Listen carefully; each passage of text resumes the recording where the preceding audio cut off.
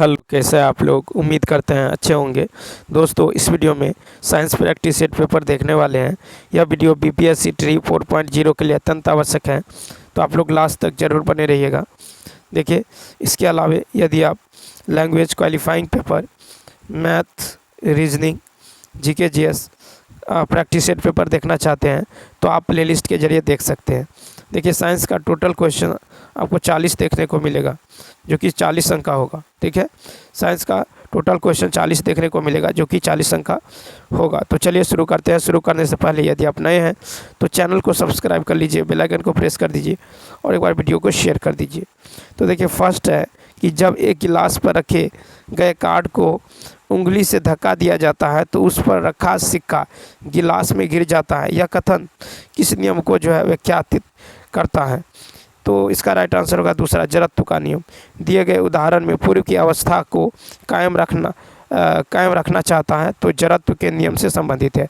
जड़त्व के नियम को गैलीलियो ने दिया था, जो न्यूटन के प्रथम गति नियम से संबंधित है। नेक्स्ट देखिए, नेक्स्ट है कि निम्नलिखित में से कौन सा घर्षण बल के बारे में सही नहीं है? तो घर्षण बल के बारे में सही नहीं है, तो यहाँ पे देखिए, तो इसका राइट आंसर हो जाएगा आपको तीसरा। देखिए, यानी रोलिंग घर्षण स्लाइडिंग घर्षण की तुलना में अधिक होता है। मशीनों में बॉल बेयरिंग से घर्षण कम होता है। तो देखिए, रोलिंग घर्षण का मान सबसे कम होता है। रोलिंग घर्षण का मान जो होता है, ये क्या होता है? तो रोलिंग घर्षण का मान सबसे कम होता है। ठीक, तथा स्थितिज घर्षण का मान सबसे अधिक होता है। स्थितिज घर्षण का मान क्या होता है? तो स्थितिज घर्षण का मान सबसे अधिक होता है। ठीक है, वहीं रोलिंग घर्षण का मान क्या होता है? सबसे कम होता है रोलिंग का, सबसे कम होता है रोलिंग का। और स्थितिज घर्षण का मान क्या होता है? सबसे अधिक होता है। जब दो सतहों के बीच विपरीत गति होती है तो उसके बीच उत्पन्न ऊष्मा जो है, ऊष्मा का कारण घर्षण होता है। बॉल बेयरिंग लोटनी घर्षण को सर्पी घर्षण में परिवर्तित करता है। नेक्स्ट 113 है कि दो वस्तुओं में से एक का द्रव्यमान दोगुना हो जाने पर दोनों वस्तुओं के बीच लगने वाले गुरुत्वाकर्षण बल में क्या परिवर्तन होता है? तो फर्स्ट, गुरुत्वाकर्षण बल दोगुना हो जाता है। ठीक है, गुरुत्वाकर्षण बल क्या होता है? दोगुना हो जाता है। दो वस्तुओं में से एक का द्रव्यमान दोगुना हो जाने पर दोनों वस्तुओं के बीच लगने वाले गुरुत्वाकर्षण बल में क्या परिवर्तन होता है? गुरुत्वाकर्षण बल दोगुना हो जाता है। कैसे? तो देखिए, F बराबर होता है G m1m2/r²। ठीक, तो यदि किसी एक का द्रव्यमान दोगुना करेंगे तो बल दोगुना हो जाएगा। ठीक है, इसीलिए यहाँ पे फर्स्ट ऑप्शन। नेक्स्ट फिर है कि सरल लोलक का आवर्तकाल T है। यदि लोलक की लंबाई 21% बढ़ा दी जाए तो आवर्तकाल कितना प्रतिशत जो है बढ़ जाएगा? तो देखिए, सरल लोलक का जो आवर्तकाल T बराबर 2π√L/g T बराबर 2π√L/g होता है। ठीक, तो यानी T समानुपाती क्या होता है? √L। T समानुपाती √L होगा। ठीक, तो अब देखिए, गणितीय विधि से L जो है ये √L है। ठीक, √L है। मान लेते हैं यदि 100 है तो ये जो हो जाएगा 100 है तो ये हो जाएगा कितना? 10 हो जाएगा। 10 हो जाएगा, 21% यदि बढ़ाएंगे तो 121 होगा। ये 121 हो जाएगा। यहाँ कितना होगा? ये हो जाएगा आपको 11 हो जाएगा। तो बढ़ने पर वृद्धि कितना का हुआ है? तो देखिए, 1 का वृद्धि हुआ है। यहाँ पे 1 का वृद्धि हुआ है, तो 1/10 × 100 कर दीजिए, वृद्धि निकाल देते हैं तो कितना हुआ? 10% का वृद्धि हुआ। तो यहाँ पे फर्स्ट ऑप्शन। ठीक है, तो यहाँ पे फर्स्ट। नेक्स्ट क्वेश्चन देखिए, एक व्यक्ति ने अपने चश्मे में 20 सेंटीमीटर फोकस दूरी के उत्तल लेंस का प्रयोग किया है। इस लेंस की क्षमता, तो देखिए 115, तो लेंस की क्षमता, ठीक है, डायोप्टर बराबर, डायोप्टर जो है यहाँ पे हो जाएगा इसका राइट आंसर। देखिए, यहाँ पे जो दे दिया गया है कि एक व्यक्ति ने अपने चश्मे में 20 सेंटीमीटर फोकस दूरी का उत्तल लेंस का प्रयोग किया है। ठीक, उत्तल लेंस का प्रयोग किया है, तो इस लेंस की क्षमता क्या होगा? पावर P बराबर क्या होता है? 1/f होता है। ठीक है, 1/f। तो ये 1/20 होगा, ठीक, 1/20 होगा। ये दे दिया गया सेंटीमीटर, मीटर में कन्वर्ट करेंगे तो देखिए यहाँ पर हो जाएगा 100, 20 पंचे 100, कितना हो जाएगा 5, कितना हो जाएगा, तो 5 इसका जो राइट आंसर होगा तीसरा ऑप्शन, यानी 5 डायोप्टर, क्या हो जाएगा तीसरा ऑप्शन। नेक्स्ट देखिए, एक चुंबक जो आकर्षित करता है तो 4, तो देखिए लोहा, कोबाल्ट, एक निकेल लौह चुंबकीय हैं। ये पदार्थ अर्थ में विशेष है क्योंकि सबसे पहले उनके संयोजकता कक्षक के अयुग्मित इलेक्ट्रॉन होते हैं जो चुंबकीय द्विध्रुव के रूप में कार्य करते हैं, ठीक है। अयुग्मित इलेक्ट्रॉनों वाले इन पदार्थों को अनुचुंबकीय पदार्थ कहा जाता है, ठीक है। तो एक चुंबक आकर्षित करता है तो उपयुक्त में से एक से अधिक, ठीक है, लोहा, कोबाल्ट एवं निकेल लौह चुंबकीय पदार्थ हैं, ठीक है। नेक्स्ट क्वेश्चन देखिए, 117 है कि एक विद्युत बल्ब फिलामेंट में 0.5 एम्पियर धारा 10 मिनट के लिए प्रवाहित की जाती है। परिपथ से गुजरने वाले विद्युत आवेश की गणना करें। तो 117 का होगा तीसरा ऑप्शन। तो धारा, तो देखिए यहाँ पे जो हमको निकालना है विद्युत आवेश, तो I बराबर कितना है 0.5 एम्पियर, ठीक, I बराबर दे दिया गया है, T बराबर दे दिया गया 10 मिनट यानी 600 सेकेंड। तो विद्युत धारा बराबर क्या होता है, I बराबर विद्युत धारा बराबर होता है आवेश बट्टा जो है समय, I बराबर Q/T। तो विद्युत धारा बराबर होता है आवेश बट्टा समय, विद्युत धारा बराबर आवेश बट्टा समय, तो Q बराबर क्या होगा IT। तो आवेश बराबर हो जाएगा विद्युत धारा गुना समय, तो ये हो जाएगा कितना 0.5 गुने 600, ठीक है, 600 हो जाएगा, एक जीरो से एक जीरो कट जाएगा तो कितना होगा 300 कूलम, 300 कूलम का है तो सी ऑप्शन। नेक्स्ट क्वेश्चन देखिए, 118 है कि जब हम इंद्रधनुष देखते हैं तो निम्नलिखित में से कौन सी बात होती है। तो दूसरा ऑप्शन, तो देखिए परावर्तन, पूर्ण आंतरिक परावर्तन तथा अपवर्तन द्वारा वर्ण विक्षेपण का सबसे अच्छा उदाहरण है। जब सूर्य हमारे पीछे होता है तथा वर्षा की बूंदें हमारे सामने होती हैं तब इंद्रधनुष को देख पाते हैं, ठीक है। तो ये हो जाएगा दूसरा ऑप्शन, जब हम इंद्रधनुष देखते हैं तो कौन सी बात सही होता है, तो सूर्य हमारे पीछे होता है तथा वर्षा की बूंदें हमारे सामने होती है। नेक्स्ट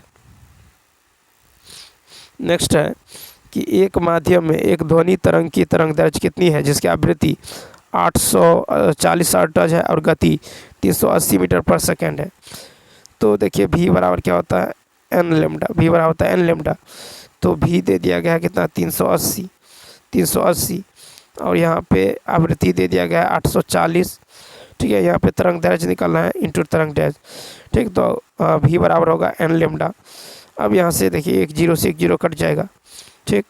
तो ये लेमडा का मान कितना होगा 38/84 यानी 0.45 मीटर, ठीक है, 0.4 फर्स्ट ऑप्शन। नेक्स्ट, पृथ्वी की सतह पर गुरुत्वाकर्षण के कारण त्वरण खाली स्थान के अनुपातिक होता है। तो देखिए ये हो जाएगा फर्स्ट ऑप्शन। तो गुरुत्वाकर्षण त्वरण G बराबर होता है कैपिटल G/m/r², कैपिटल G/m/r², ठीक है। तो G बराबर होता है कैपिटल G/m/r², ठीक। तो यहाँ पे आप ले लेंगे फर्स्ट ऑप्शन, ठीक है। तो G का मान जो है कितना होता है, कैपिटल G का मान ये होता है 6.67 गुने 10 के पावर -11 न्यूटन मीटर स्क्वायर पर kg स्क्वायर, ठीक है। तो फर्स्ट m/r²। नेक्स्ट, फिर कहता है एक पुलिस की गाड़ी सायरन बजाती हुई किसी प्रेक्षक से दूर जा रही है तो सायरन के सामान्य तारतम्य के सापेक्ष उसकी ध्वनि का तारतम्य क्या होगा, फर्स्ट ऑप्शन कम होगा, ठीक है। तो देखिए यहाँ पे डॉपलर प्रभाव से दूर जाने पर आवृत्ति या तारतम्य पिच कम होगा तथा पास आने पर तारतम्य पिच बढ़ेगा। नेक्स्ट, अब देखिए कहता है कि संलग्न परिपथ में एक I का मान क्या होगा जबकि 3 ओम प्रतिरोध में धारा का मान 2 एम्पियर है, ठीक है। धारा का मान कितना है 2 एम्पियर। तो यहाँ पे यदि देखें 122 में, देखिए 122 में यदि देखें तो देखिए V बराबर क्या होता है, V बराबर होता है IR, V बराबर IR यानी V बराबर होगा I धारा 2 है और यहाँ पे जो है आई जो है 2 है, आर कितना है 3 है, तो 2 तिया 6 एम्पियर। तो यहाँ पे कितना हो जाएगा 6 एम्पियर। ठीक, यहाँ पे हो जाएगा 6 एम्पियर। अब देखिए समांतर क्रम में जुड़े सभी तारों को सिरों पर विभवांतर समान होगा, अतः जो है 1 ओम प्रतिरोध का विभवांतर कितना होगा, 1 ओम प्रतिरोध का विभवांतर 6 वोल्ट के बराबर होगा। 6 वोल्ट के तो आई बराबर होगा V/R। ठीक, तो यानी 6/1 यानी कितना होगा 6 एम्पियर, यानी 6 एम्पियर। इसका राइट आंसर जो हो जाएगा आपको, देखिए तीसरा ऑप्शन। नेक्स्ट देखिए, कहता निम्नलिखित में से कौन सा शून्य त्वरण से गति करते हुए पिंड के वेग समय ग्राफ निरूपित करता है। तो 123 का होगा दूसरा ऑप्शन। 123 का होगा दूसरा, समय अक्ष के समांतर एक सीधी रेखा। तो जब वेग समय ग्राफ समय अक्ष के समानांतर एक सीधी रेखा में होती है तो इसका त्वरण शून्य होता है। ठीक है, ऐसा इसलिए क्योंकि वेग समय के साथ निरंतर अर्थात वेग में परिवर्तन शून्य है। ठीक है, तो समय अक्ष के समांतर। नेक्स्ट, रासायनिक प्रतिक्रिया में संपूर्ण ऊष्मा परिवर्तन समान होती है, चाहे वह एक या कई चरणों में, 2 या 2 से अधिक चरणों में लाई गई हो, उसे कहा जाता है। 124 का तीसरा ऑप्शन, उसे क्या कहा जाता है, तो उसे कहा जाता है हेस का नियम। हेस के नियम के अनुसार रासायनिक प्रतिक्रिया में संपूर्ण ऊष्मा परिवर्तन समान होती है, चाहे वह 1 या 2 या 2 से अधिक चरणों में लाई गई हो। यह नियम से प्रतिक्रिया के लिए पूरी एंथैल्पी परिवर्तन सभी परिवर्तनों का जोड़ है। यह नियम जो है स्थिर अवस्था का प्रत्यक्षीकरण करता है। नेक्स्ट, 125 है, निम्नलिखित में से कौन से रूप में लौह अयस्क की बहुलता होती है। 125 का दूसरा, Fe2O3। Fe2O3 रूप में लौह अयस्क की बहुलता होती है। नेक्स्ट, रासायनिक अभिक्रिया में फास्फोरस के ऑक्साइड का काम। तो तीसरा, यह एक जो अम्लीय एनहाइड्राइड का है। तो देखिए, रासायनिक अभिक्रिया में फास्फोरस के ऑक्साइड का काम एक अम्लीय एनहाइड्राइड का है। नेक्स्ट, फिर कि 250 ml H2SO4 विलयन में H+ यानी हाइड्रोजन आयन की संख्या है। 127 का दूसरा ऑप्शन, 3.0115 × 10⁻23 H+ आयन। तो यहाँ पे क्या होगा, तो हाइड्रोजन आयन की संख्या होगा दिया गया ml में आयतन बटा में 1000 ml आयतन।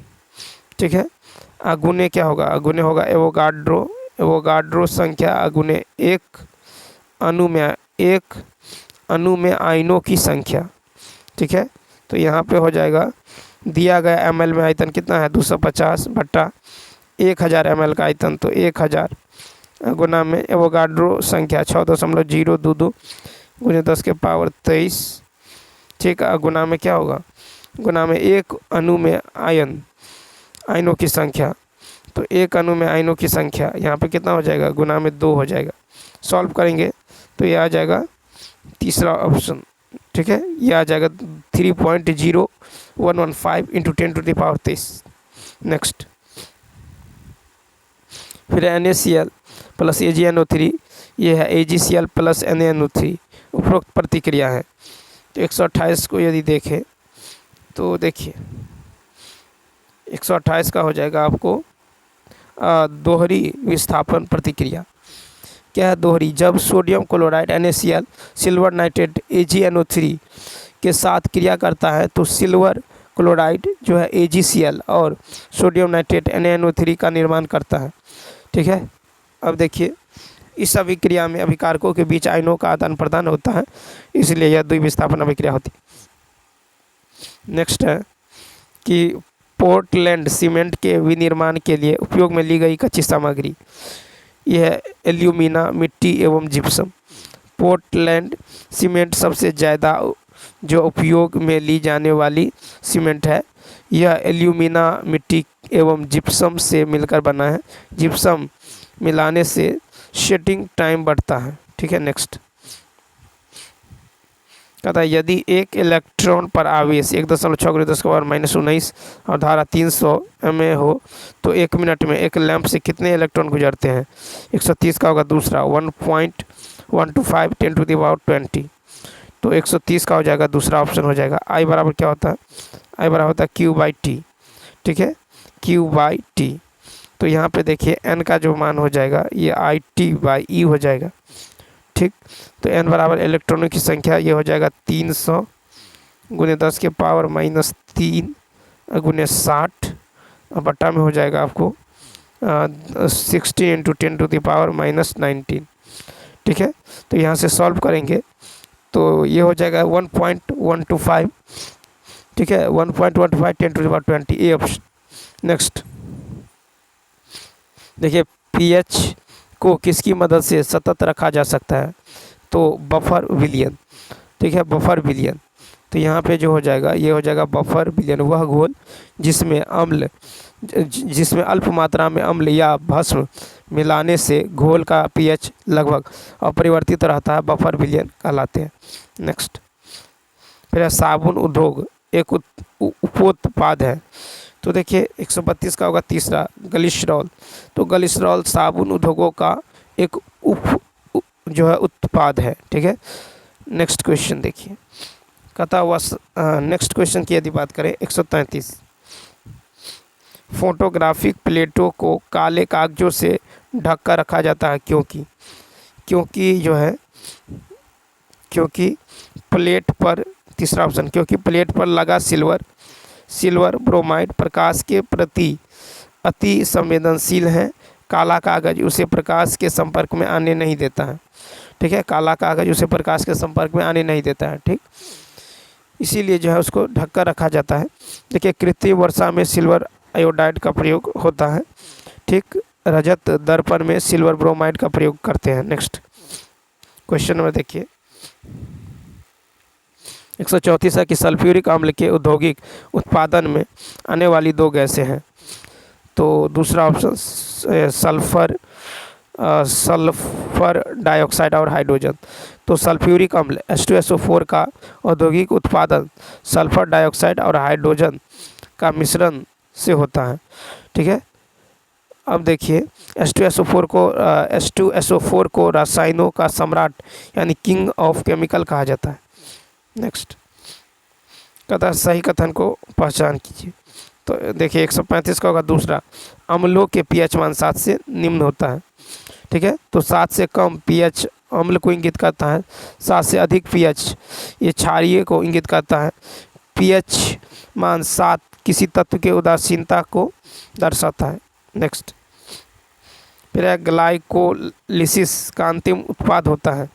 136 का फर्स्ट, तो देखिए ग्लाइकोलिसिस की प्रक्रिया को EMP पथ भी कहा जाता है। ग्लाइकोलिसिस की प्रक्रिया साइटोप्लाज्म में संपन्न होती है। इसमें ग्लूकोज का एक अणु विघटित होकर पाइरुविक अम्ल का 2 अणु बनाता है। ठीक, तो ये पाइरुविक अम्ल हो जाएगा। नेक्स्ट निम्नलिखित उदाहरणों में से किसमें विषम बीजाणुकीयता पाई जाती है। 137 का 3 यानी सीले जीनेला एवं मार्सिलिया यानी तीसरा ऑप्शन। ठीक है, तो सीले जीनेला एवं मार्सिलिया पौधे टेरिडोफाइटा समूह में शामिल हैं। इनमें विषम बीजाणुकीयता पाई जाती है। ठीक है, जबकि लाइकोपोडियम ड्राइप्टेरिस आदि में बीज समबीजाणुकीयता पाई जाता है। नेक्स्ट 138 मेंडल के नियम केवल तभी लागू होता है जब माता पिता की शुद्ध प्रजनन है। मेंडल का नियम तभी लागू होता है जब माता पिता की प्रजनन क्रिया शुद्ध होती है। 139 फिर है कि नेमाटोब्लास्ट या दंश कोशिकाएं किस जंतु में पाई जाती हैं। तो तीसरा ऑप्शन निडारिया। ठीक है, तो निडारिया में नेमाटोब्लास्ट एवं दंश कोशिकाएं निडारिया में पाई जाती हैं। नेक्स्ट 140 देखिए, कहता है कि एरोबिक श्वसन में किस गैस का उपयोग किया जाता है। तो फर्स्ट ऑप्शन ऑक्सीजन। एरोबिक श्वसन जो है सेलुलर श्वसन की एक प्रक्रिया है जो भोजन से ऊर्जा उत्पन्न करने के लिए ऑक्सीजन गैस की उपस्थिति में होती हैं। अधिकांश पौधे और जानवर, पक्षियों, मनुष्यों और अन्य स्तनधारियों में इस प्रकार श्वसन सामान्य। इस प्रक्रिया में जल और कार्बन डाइऑक्साइड को अंतिम जो है उत्पाद के रूप में उत्पादित किया जाता है। 141 है कि निम्नलिखित में से कौन सा एक दिशात्मक खाद्य श्रृंखला का प्रतिनिधित्व करता है? दूसरा ऑप्शन घास, हिरन, शेर। ठीक है, घास, हिरन, शेर। नेक्स्ट क्वेश्चन देखें। मानव शरीर में गुब्बारे नुमा संरचना, जिन्हें खालिस्तान कहा जाता है, श्वसन के दौरान गैसीय आदान प्रदान के लिए सतह प्रदान करती है। 142 का होगा 3, यानी एल्वियोलाई। ठीक है, 142 का क्या होगा? तो हमारे फेफड़ों में एल्वियोली नामक संरचनाएं लगभग 300 मिलियन गुब्बारे जैसी होती हैं। ठीक है, ये संरचनाएं रक्त में कार्बन डाइऑक्साइड अपशिष्ट को ऑक्सीजन के साथ बदल देता है। ठीक, नेक्स्ट क्वेश्चन देखिए। फिर है कि भारतवर्ष में जल अधिनियम किस वर्ष में पारित किया गया था? तो तीसरा ऑप्शन 1974। तो जल यानी प्रदूषण की रोकथाम और नियंत्रण अधिनियम 1974 में जो है जल प्रदूषण की रोकथाम पर व नियंत्रण जो है एवं देश में जल की जो स्वास्थ्यता को बनाए रखने या बहाल करने हुए अधिनियम किया गया था। नेक्स्ट कहता है ऐसी समष्टि पारस्परिक क्रिया जिसमें एक जाति को लाभ होता है और दूसरी जाति को न तो लाभ न हानि को क्या कहते हैं? तो 144 का तीसरा ऑप्शन यानी सहभोजिता कहते हैं। क्या कहते हैं? सहभोजिता एक दीर्घकालिक जैविक अंतर क्रिया है जिसमें एक प्रजाति के सदस्य लाभ प्राप्त करते हैं जबकि अन्य प्रजातियों के सदस्य को न तो लाभ होता है न ही नुकसान होता है। नेक्स्ट 145 है कि संसाधित भोजन को संरक्षित करने के लिए किसका उपयोग परिरक्षक के रूप में किया जाता है? 145 का फर्स्ट सोडियम मेटाबाइसल्फेट। ठीक है, सोडियम मेटाबाइसल्फेट का प्रयोग करते हैं। तो प्रसंस्कृत भोजन की सुरक्षा के लिए सोडियम मेटाबाइसल्फेट का उपयोग परिरक्षक के रूप में किया जाता है। 146 कहता है एक आर्द्र नम दिन की सुबह यदि एक कोमल तने वाले पादप को उसके तने के आधार से एक तेज ब्लेड से क्षैतिज रूप से काटते हैं तो तने के कटे स्थान से विलियन की बूंदें रिस कर निकलने लगती हैं। यह इस कारण होता है। देखिए 146, तो 146 का होगा आपको तीसरा ऑप्शन यानी मूल दाब के कारण। ठीक है, मूल दाब के कारण। ठीक है, नेक्स्ट क्वेश्चन देखिए। फिर कि चक्रवात तटीय क्षेत्रों में मृदा की उर्वरता को कैसे घटाते हैं? तो ये जो है भूमि के लवण जल यानी खारे पानी से बाढ़ग्रस्त करके। ठीक है, तो ये हो जाएगा आपको भूमि के लवण जल से बाढ़ग्रस्त करके। ठीक है, उसके बाद देखिए क्वेश्चन नंबर नेक्स्ट 148 है कि निम्नलिखित कथनों में से कौन सा कथन निराई के संबंध में सही नहीं है? 148 का जो हो जाएगा, देखिए 148 का हो जाएगा आपको फर्स्ट बी और सी। ठीक है, बी सी यानी खरपतवार नाशी फसलों और किसानों के लिए हानिकारक नहीं है। निराई फसलों की कटाई से ठीक पहले करनी चाहिए। निराई जो है फसलों की कटाई से ठीक पहले करनी चाहिए। तो निराई, तो ये दोनों जो है गलत है। ठीक है, खरपतवार तो वे रसायन जो कृषि क्षेत्र में खरपतवारों को साफ करने के लिए जिम्मेदार होते हैं, ये खरपतवार नाशक कहलाते हैं। ठीक है, खरपतवार को हटाने से खेत में उगने वाली फसलों के लिए प्रतिस्पर्धा समाप्त हो जाती है। नेक्स्ट देखिए, तो यहाँ पे जो है 149 है कि क्यों जलीय पादपों के पास अच्छी तरह से विकसित मूल तंत्र नहीं होता है?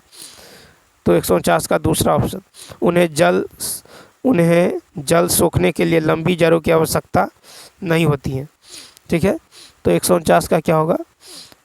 तो आमतौर पर जलीय पादपों के जड़ों का विकास बेहतर नहीं होता क्योंकि उसकी दशाएं अपने जलीय पर्यावरण से आवश्यक सभी पोषक तत्व प्राप्त करने की अनुमति देती हैं। ठीक, तो यहाँ कह रहा है कि क्यों जलीय पादपों के पास अच्छी तरह से विकसित मूल तंत्र नहीं होता है? तो 149 का उन्हें जल सोखने के लिए लंबी जड़ों की आवश्यकता नहीं होती है। ठीक, नेक्स्ट। तो यहाँ पे जो राइट आंसर क्या होगा, तो 149 का हो जाएगा दूसरा ऑप्शन, यानी 149 का दूसरा ऑप्शन यानी केवल बी हो जाएगा। ठीक है, केवल बी, तो केवल बी। नेक्स्ट क्वेश्चन देखिए। 150 है कि जैव मंडल नियम के संदर्भ में निम्नलिखित में से कौन सा कथन जो है सही नहीं है जैव मंडल के नियम के संदर्भ में। तो 150 का फर्स्ट हो जाएगा। ठीक है, क्या हो जाएगा, फर्स्ट। उनकी कोई निश्चित जो है सीमाएँ नहीं है, ये क्या गलत है। तो बायोस्फीयर रिजर्व सबसे बड़े संरक्षण क्षेत्र हैं और इसमें एक से अधिक राष्ट्रीय उद्यान, वन्यजीव अभयारण्य शामिल हो सकते हैं। बायोस्फीयर रिजर्व यूनेस्को के मैन एंड बायोस्फीयर कार्यक्रमों के तहत केंद्र सरकार द्वारा अधिसूचित किया गया। बायोस्फीयर रिजर्व में एक कोर एरिया, ठीक है, एक कोर जो है एरिया, एक बफर जोन और एक ट्रांजिशन जोन होता है। ठीक है, संक्रमण क्षेत्र में मानव बस्तियों को भी अनुमति है। तो चलिए दोस्तों, इस वीडियो में इतना ही। यदि यह वीडियो अच्छा लगा हो तो लाइक, शेयर और सब्सक्राइब करना न भूलें। तो चलिए मिलते हैं next video. Thanks for watching.